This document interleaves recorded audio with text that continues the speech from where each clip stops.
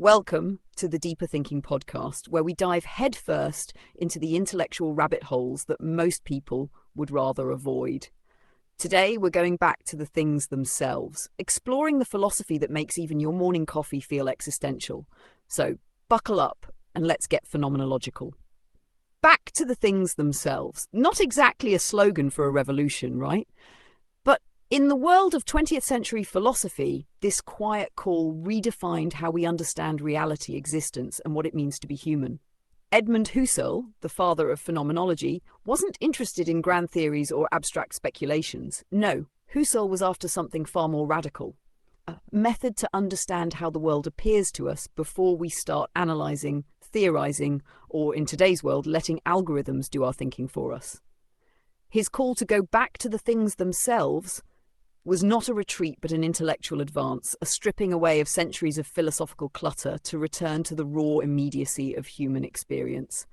We walk through life interacting with things, people, ideas, each moment brimming with an experience. But how often do we stop to examine what that experience actually is? When you sit in a chair, are you conscious of the fact that you're not just sitting but experiencing the act of sitting? This is the heart of phenomenology. Understanding that reality isn't something out there to be dissected from a distance.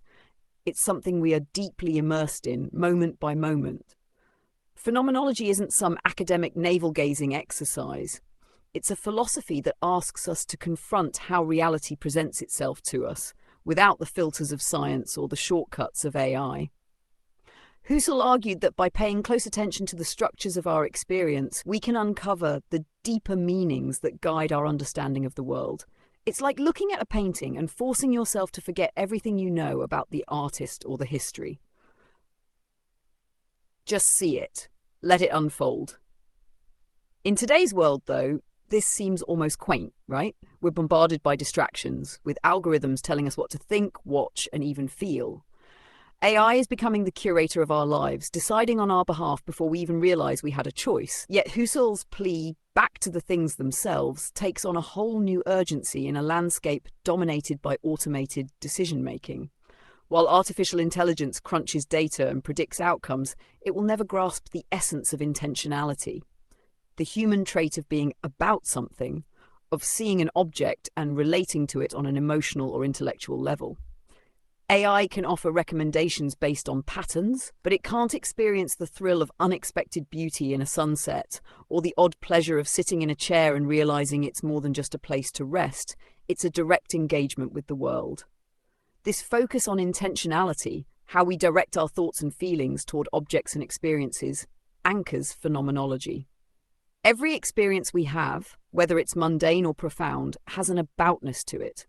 When we feel joy, sorrow, or confusion, we aren't just experiencing emotions in isolation, we're responding to something specific. Husserl understood that consciousness is always directed, it's always about something. And in a world that increasingly encourages passive consumption, this insight is revolutionary. Heidegger, Husserl's rebellious student, took this insight and pushed it further.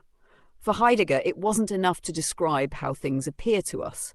He wanted to explore what it means to be in the world. He introduced the idea of Dasein, or being there, which emphasized that human existence isn't a passive observation of reality, it's an active participation. We don't just live in the world, we are entangled with it. Our existence is inseparable from the world around us, and every action we take is shaped by our awareness of our own mortality. It sounds grim, but really it's a reminder that our finite time gives life its urgency and meaning.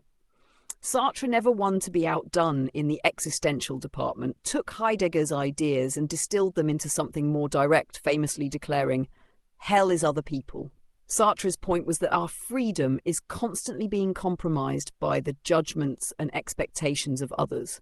And in that tension, in that inescapable being with other people, we define who we are. Freedom for Sartre is both a burden and a gift.